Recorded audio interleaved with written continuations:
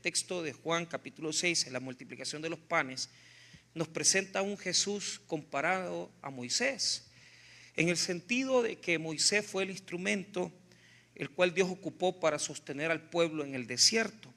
Y por eso la semana pasada hablábamos de los desiertos y hablábamos de cómo respondemos a los desiertos de la vida. Hoy nos toca ver esta porción de versos que conecta prácticamente lo que implica el milagro de la multiplicación de los panes con un discurso largo que va a comenzar en el verso 22 hasta prácticamente el verso 71, que se llama el discurso del pan de vida. Y vamos a pasar ahí quizás unas 2 semanas o 3 aprendiendo qué implica o qué significa el pan de vida eterna. Pero antes de eso, diga conmigo antes de eso vamos a pasar a hacer una parada obligatoria por este texto que yo me pregunté, bueno, ¿será que le podemos sacar una enseñanza más? Y la verdad que el Espíritu Santo fue muy dadivoso y nos hace entender esto. Me dice que sí. Y lo que presenta este texto es nada más y nada menos un acontecimiento que aparece en el Evangelio de Mateo, de Marcos y de Juan. Dice el Evangelio de Mateo que Jesús caminó sobre las aguas. Mateo presenta a Pedro diciéndole a Jesús, haz que yo camine sobre las aguas, y todos nosotros conocemos ese relato de cómo Pedro le pide a Jesús en lo que él venía a la barca caminar sobre las aguas. Y cómo sabemos que Pedro se hundió. El relato de Marcos es un poco distinto. No presenta a Pedro caminando sobre las aguas, porque realmente el único que presenta a Pedro así es Mateo. Cada evangelista tiene su interés teológico, cada uno tiene su delicia, su riqueza, que no debemos de obviar. Venir a tratar de neutralizar o decir, mire, es que este relato es distinto al otro, y comenzar a tratar de forzar su unidad es un error. Hay que ver los evangelios de forma diferente, cada uno presenta las cosas distintas. Entonces, la pregunta que nos hacemos es, ¿por qué pone ahí Juan este pequeño relato de cómo Jesús caminó sobre las aguas? Diga conmigo, un nuevo camino. Lo que está presentando este texto, esta perícopa corta, es la forma en que nos manejamos a través de la ausencia de Jesús. Jesús ha hecho la multiplicación de los panes, ha hecho un gran prodigio, pero todos en determinado momento tenemos la tentación de comenzar a experimentar, a pesar de las grandes bendiciones de Dios y que Él es el pan de vida, tenemos la tentación de experimentar su ausencia. Y yo les hago preguntas. ¿Cuántos de nosotros hoy mismo estamos experimentando una ausencia de Dios, en la cual probablemente estamos diciendo, tenemos meses orando por esta petición? Yo personalmente tenía ya meses orando por una petición y no pasaba nada. Yo decía, me llegó un punto donde yo dije, bueno, Señor, ¿y qué es lo que me estás orientando? Porque imagínense estar orando desde enero hasta esta época del mes de mayo y no pasar nada, hasta que Dios lo hizo. Y lo hizo de una forma increíble, formidable, cosa que yo no puedo ni entender. Pero a lo que voy es esto: todo ese periodo de tiempo yo experimenté una ausencia divina. Una ausencia no porque Dios me abandonara, sino que porque existe esos momentos donde experimentamos en la vida cristiana como que Dios no nos escucha, como que Dios no está oyendo nuestro clamor, o como que el Señor ha dicho todavía no, ¿verdad? Pero en todo ese periodo de tiempo uno no ve la suya, uno no ve la salida. Entonces el relato tiene como objetivo preguntarnos a nosotros mismos, ¿qué pasaría si a usted le toca seguir a Jesús y el día de mañana Jesús lo matan, lo crucifican, lo ponen en la cruz del Calvario, y de repente a usted lo persiguen porque usted andaba con Jesús y la gente le acusa porque usted andaba con Jesús y está también su vida en riesgo? Lo que está diciéndonos este pequeño relato es está anticipándonos cuando Jesús muera y Jesús desaparezca. Y los discípulos, ¿qué va a hacer con los discípulos? ¿Qué va a pasar con los discípulos? Le hago una pregunta. ¿Cree usted que su discipulado, que sus fundamentos son adecuados de tal manera que usted puede considerar en esta noche, mire pastor, yo creo que aunque pasara por diferentes situaciones, yo creo que no me apartaría de Dios? Muy difícilmente me apartaría. Pero realmente este texto nos hace preguntarnos, ¿qué pasaría si Jesús desaparece? ¿Qué pasaría si Jesús no hace lo que está buscando? ¿Qué hacemos cuando no nos funciona la oración? ¿Qué hacemos cuando nos vemos en riesgo de adorar a Dios? ¿Qué hacemos cuando es peligroso seguirle?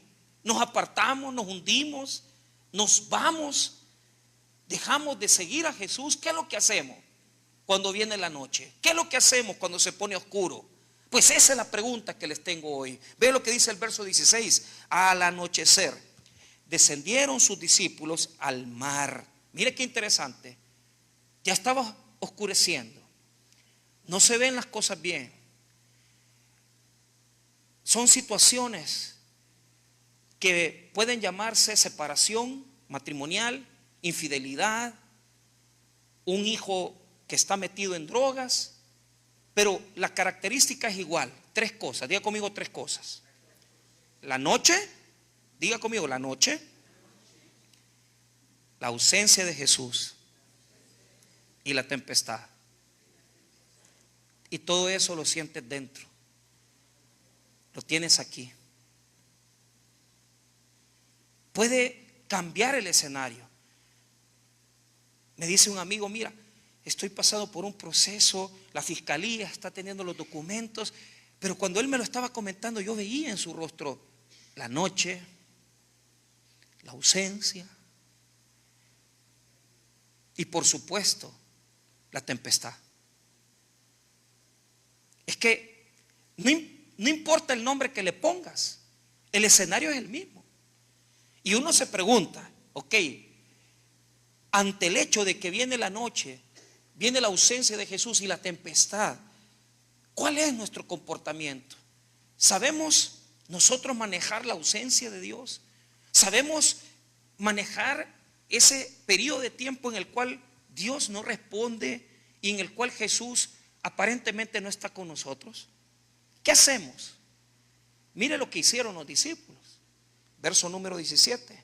Y entrando en una barca, iban cruzando el mar hacia Capernaum. Estaba ya oscuro y Jesús no había venido a ellos. Entonces, ¿qué pasa? Están cruzando, pero lo increíble es que Jesús se apartó de ellos. Vea lo que dice el verso 15.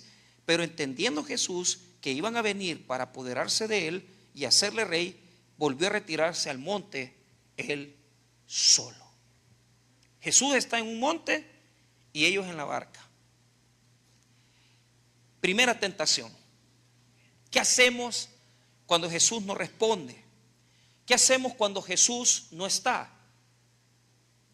Fíjese que he comprobado constantemente en mi vida, que cuando Dios no me responde, que cuando Jesús no responde, comenzamos a poner nuestras soluciones para tratar de resolver las cosas que estamos viviendo.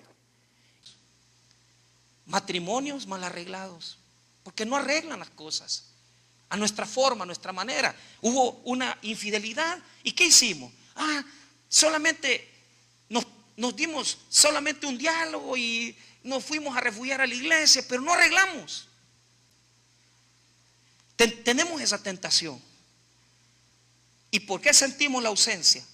Porque seamos honestos, usted no está esperando que Dios arregle, usted está arreglando el problema. Y mientras usted quiere arreglar el problema, ¿sabe qué pasa? Empeora el problema. Porque no queremos pagar el precio, que nos exhorten, que nos digan, mire, usted cometió este error, sí. Entonces, ¿qué tenemos que hacer? Humillarnos primeramente y segundo, ver en qué fallamos. Saca vos tus cosas, tus trapos sucios y yo saco los míos. Pero ¿qué es lo que hacemos? Le sacamos los trapos sucios a la mujer, ella nos saca los trapos sucios a nosotros y el problema no se resuelve. Porque para poder arreglar el problema, Usted tiene que dejar de hacer lo que está haciendo. Deje de meter las manos en cosas que solamente Jesucristo puede arreglar. Y tenga el valor y tenga la confianza de pagar el precio, de poder presentar su problema ante los ojos de Dios y diga: Señor, yo esto no lo puedo arreglar, este matrimonio no lo puedo resolver, esta situación no la puedo arreglar. Entonces arreglala tú, pero pague el precio. ¿Y qué implica pagar el precio? Implica, primeramente, humillarnos. Porque otros se van a dar cuenta de mi problema. Segundo, pedir perdón. Nadie quiere arreglar las cosas bien. ¿Por qué entendemos la ausencia entonces? ¿Por qué experimentamos la ausencia? Porque somos especialistas en resolver problemas nosotros solitos.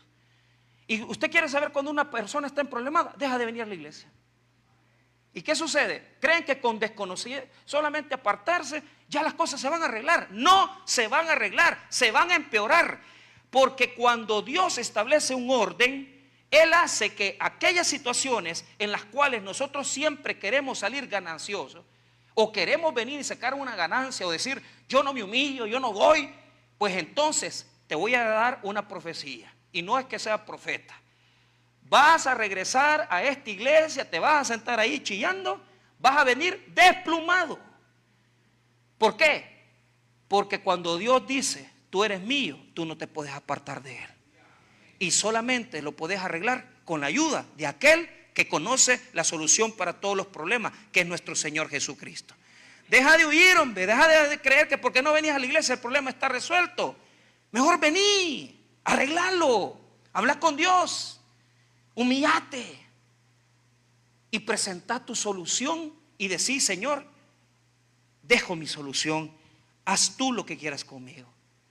La segunda tentación que tenemos, además de alejarnos y poner nuestras propias soluciones, es arreglar las cosas con nuestras propias fuerzas. Usted ha conocido personas que cuando Dios no actúa, cuando Jesús no actúa, ahí van ellos: no te preocupes, yo voy a ir a hablar con fulano. Pero ¿qué pasa? Todo aquel que use la fuerza, sus intereses, su belleza, su carnalidad para arreglar las cosas, vas a terminar avergonzado, papá. Porque Dios es, mire, si hay algo en lo que Dios es especialista, es en avergonzar al soberbio. ¿Y tu belleza qué? ¿De qué sirve? ¿De qué sirve? Si hay cosas que no las vas a arreglar con eso.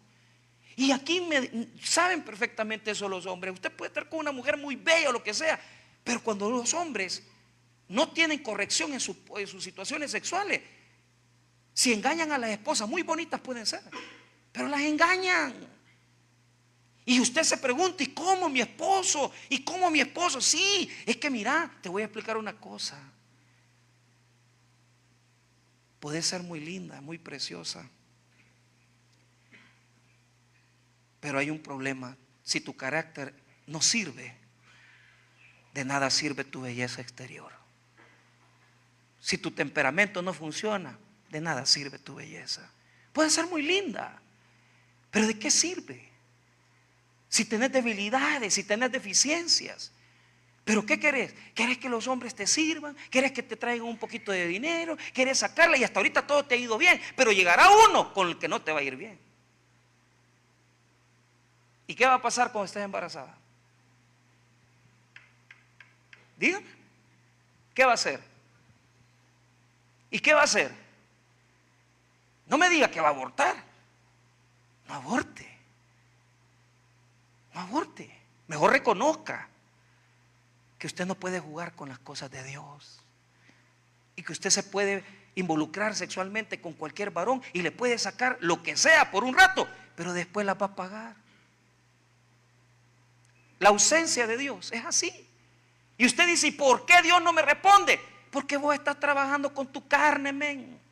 Porque vos estás trabajando con tu carnalidad. Porque vos estás arreglando las cosas con tu belleza. ¿Sí o no? Va, se lo voy a demostrar. Mire Marcos capítulo 6. Mire Marcos capítulo 6. Mucho usted puede tener pistillo, mucho usted puede ser bonita, pero si una vez que usted le pone la carne a las cosas, usted no arregla nada, empeora las situaciones. Marcos capítulo 6. Y fíjese que aquí está el mismo relato, 45, 6:45. Pero quiero que usted note esto, que usted vea cómo funciona Dios con nuestras estrategias. Cuando Dios no está, cuando nosotros queremos con nuestra carnalidad resolver cosas. Marcos 6:45, ¿lo tiene? Muy bien, es el mismo relato. La mismo relato de cuando Jesús camina sobre las aguas, solo que Marcos nos explica unos detalles que Juan no nos lo explica. En primer lugar, vea lo que dice Marcos 6:45. Enseguida hizo a sus discípulos entrar a la barca e ir delante de él a Betsaida, en la otra ribera, entre tanto que él despedía a la multitud. Entonces, hay una cosa aquí. La ausencia de Dios es porque nosotros estamos trabajando con nuestras estrategias, con nuestra carne, pero también Dios lo permite, porque si ustedes se dan cuenta, Jesús los hizo pasar. Dios permite que nos den en los dientes. Yo he llegado a la conclusión que toda situación en mi vida en la cual he sido avergonzado, humillado, es porque Dios así lo quiere. Porque la forma en que nos endereza Dios es dejándonos darnos en los dientes. Entonces aquí está Jesús, Él metiendo a sus discípulos. El Evangelio de Juan no dice eso, dice que Él se fue y que los discípulos subieron a la barca, pero Marcos dice que Jesús mismo los hizo ir delante. Mire, vuelvo a repetir el 45. Enseguida hizo a sus discípulos entrar en la barca e ir adelante de Él a Betsaida, en la otra ribera, entre tanto que Él despedía la multitud. Entonces, si uno se mete en la ausencia, en la separación, pero también Dios lo permite, está bueno, está bien. ¿Querés jugar? Pues, ¿querés darte en los dientes? Date. ¿Cuántas hermanas aquí dirán, mi mamá me dijo? ¿Cuántos hombres dirán, mi mamá me dijo, o alguien le dijo y usted no entendió? Y ahora se está lamentando. Y hoy tiene que comer pan de lágrimas. Porque le toca chillar cuando se acuerda que la gente le aconsejó, le recomendó, pero usted no hizo caso. ¿Y qué hizo usted? Necio, necia. Y se puso a jugar. ¿Y qué pasa? ¿Por qué vienen esas cosas? Porque sí, vuelvo a repetir, sí somos nosotros los que crean la separación. Pero hay un Dios eterno que está controlando tu separación. Diga conmigo, Dios está controlando mi separación de Él. Aquí no es cosa que te le vas a zafar a Dios. Porque yo quisiera decirles, mire, fíjense que cuando desobedecemos y nos vamos y ya no le importamos a Dios. No, eso no existe. El Señor dice, va, está bueno. Está bueno. Yo creo firmemente que hay una pita que se le topa a Dios.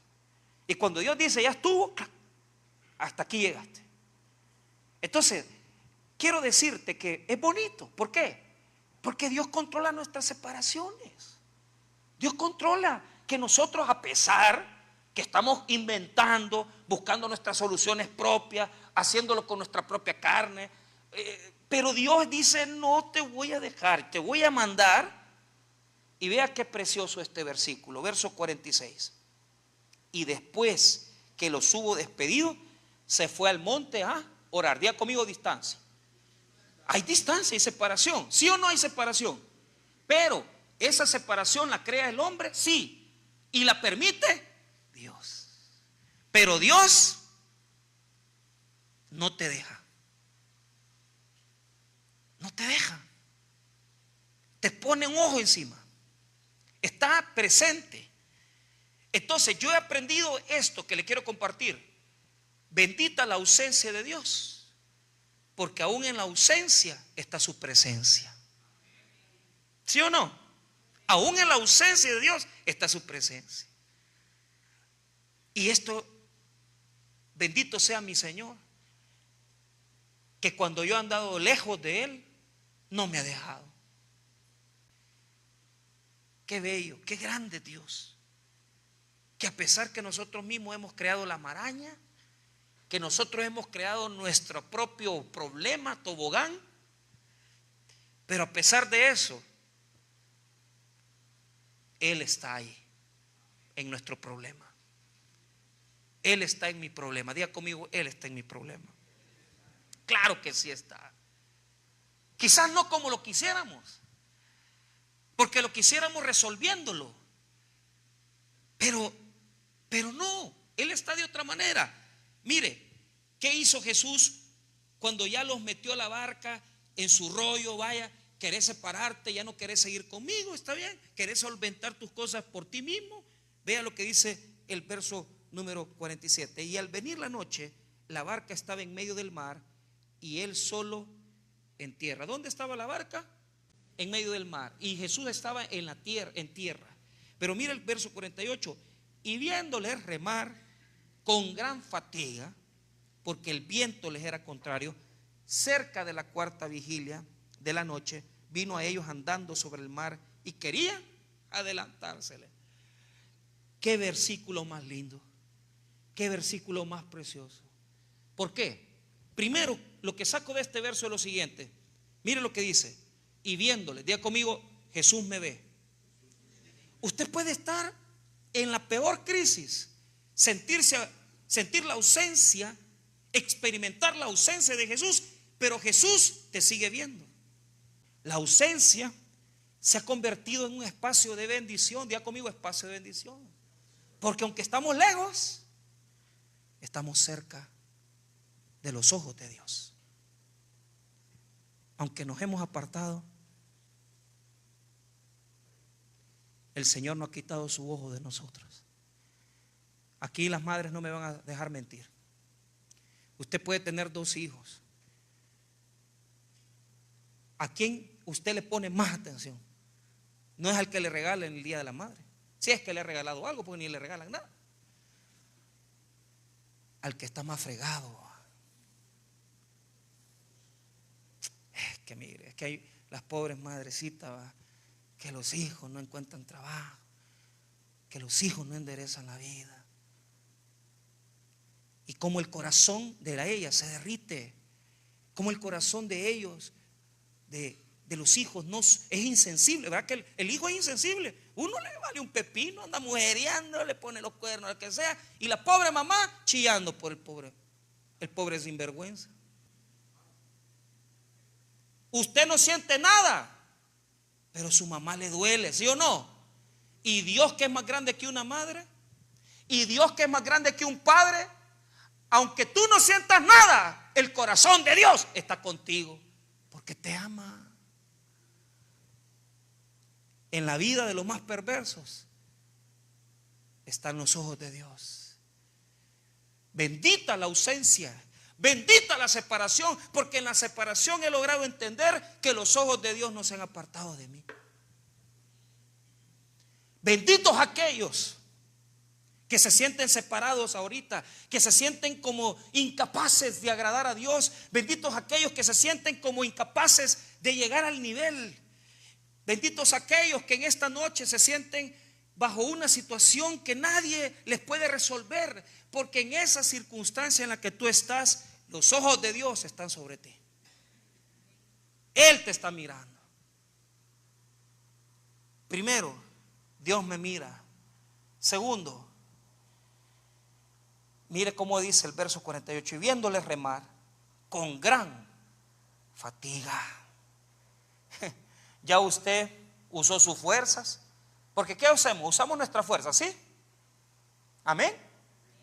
Queremos enderezar las cosas con estrategia, con nuestra fuerza, y después, pastor, que usamos nuestras fuerzas, porque todos tenemos una fuerza más grande que no hemos conocido, ¿sí o no? Fíjense que hay una fuerza interior que nos hace adaptarnos.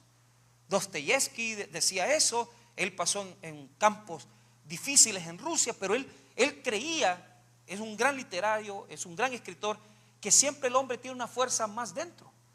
Pero ¿qué pasa cuando te acabas las fuerzas y las fuerzas que están más dentro? ¿Ah?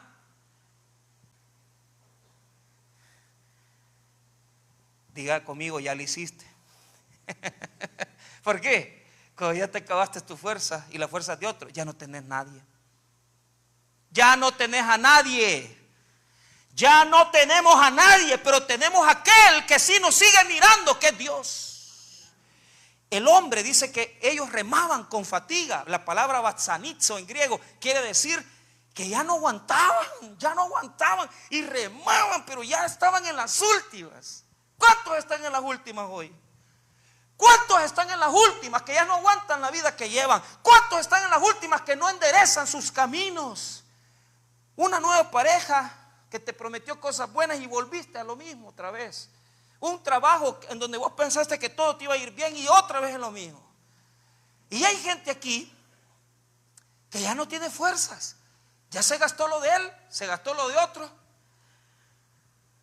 y se gastó hasta lo que no tenía. Pero cuando Jesús los ve fatigados, porque el viento, dice el 48, les era contrario. ¿Cómo nos pega el viento? ¿Y cómo vamos a salir? Pues si usted está remando, pero el viento en contra. Usted rema y el viento en contra. ¿Cómo salir de ahí? Pero ahí está la solución. Cuando ya uno se acaba las fuerzas de uno, cuando ya se acaba las fuerzas de otro, solo hay una cosa: ya no te queda nada. Y como ya no te queda nada, solo te queda confiar en Dios, confiar en Jesús. ¿Y sabe qué pasó? Cuando Jesús los ve cansados, dice que la cuarta vigilia de la noche, es decir, que ya estaba amaneciendo, casi era el amanecer, entre 4 y 5 de la mañana. Mire qué bonito. Vuelva a leer el 48. Y viéndoles remar con gran fatiga, porque el viento les era contrario, cerca de la cuarta vigilia de la noche, vino a ellos andando sobre el mar y quería adelantárseles. Pero ¿sabe qué? Ya ellos ya no podían, ya no tenían fuerzas, habían remado toda la noche.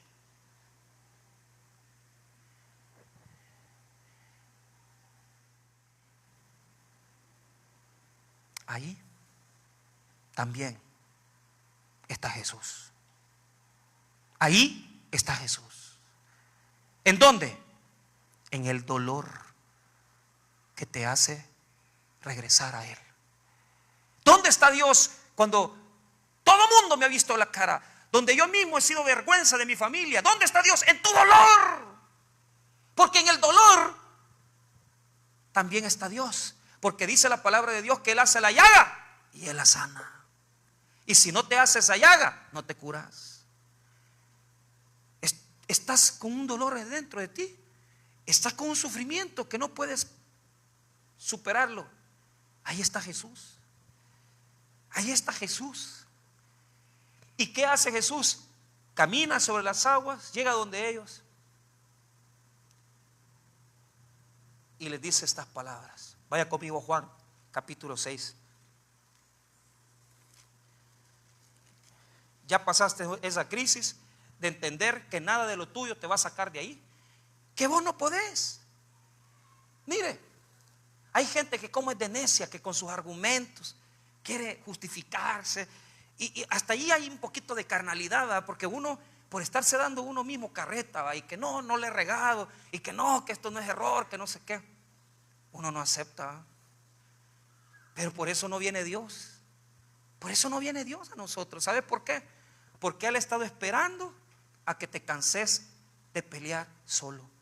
Él ha estado esperando a que te canses de ser payasadas. Él ha estado esperando a que te canses de poner tus argumentos y decir: no necesito ayuda de nadie, yo solito salgo de esto. Calmate, Rambo. Él ha estado esperando el día que decís: yo ya no aguanto mi alcoholismo, yo ya no soporto esto.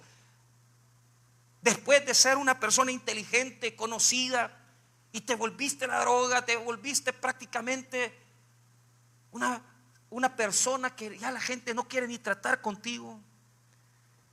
¿Qué ha estado haciendo Jesús? Esperando que te canses. ¿Sabes por qué? Porque Él no necesita una barca para llegar donde estás en el mar perdido. Porque Él lo único que necesita es el amor inquebrantable que tiene por nosotros. Y el amor de Dios va a llegar donde usted lo necesite. Y el amor de Dios va a llegar donde usted esté. Y el amor de Dios va a llegar en un hospital.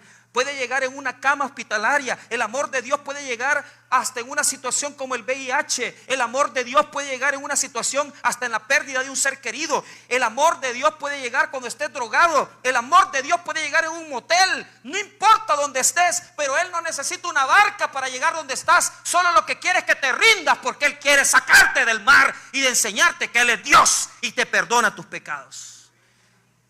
Y a través de eso camina sobre las aguas, llega donde están ellos, se asustan y dicen en el verso 19, 6:19, cuando habían remado como 25 o 30 estadios, vieron a Jesús que andaba sobre el mar y se acercaba a la barca y tuvieron miedo. Verso 20, mas Él les dijo: yo soy, no temáis. ¿Qué significa? Yo soy significa: yo soy el que existe, el que ha existido y el que existirá. No hay nada más real que Dios. De donde lo invoques, de donde pidas ayuda, ahí va a llegar Él. No necesitas hacer un SOS. Solo necesitas reconocer que ya no tienes fuerzas, ni tuyas ni de nadie. Ríndete, ríndete.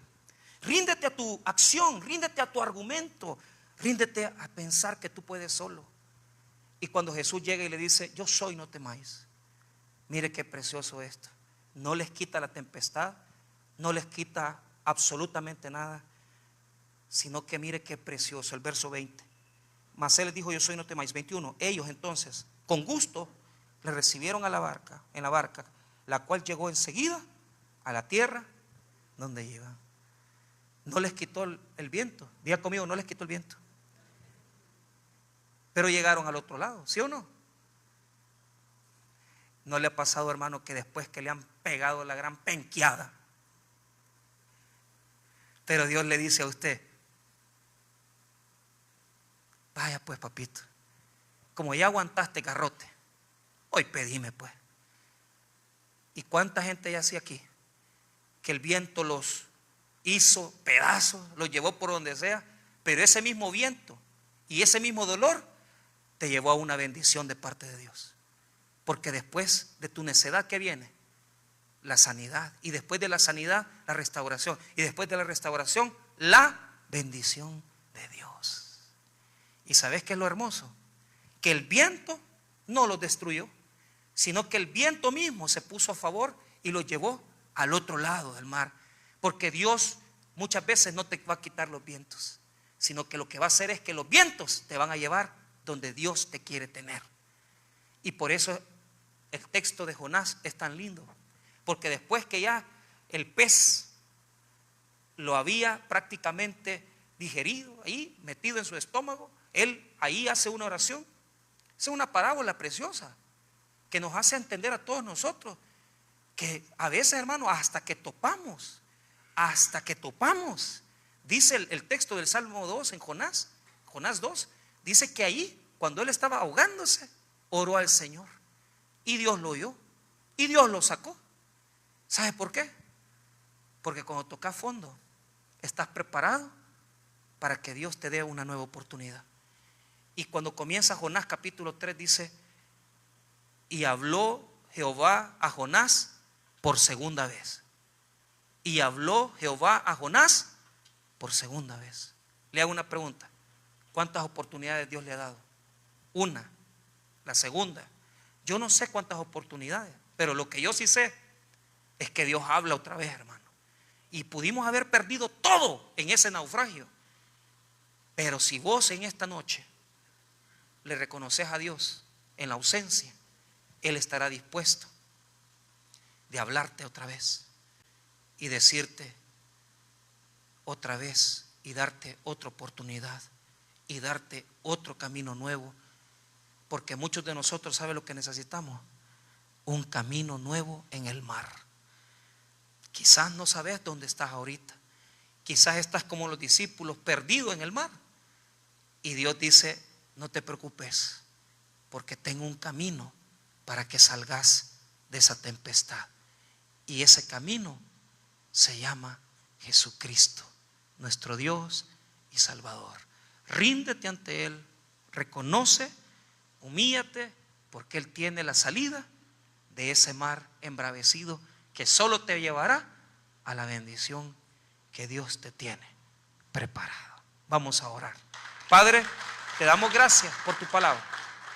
Gracias por tu misericordia.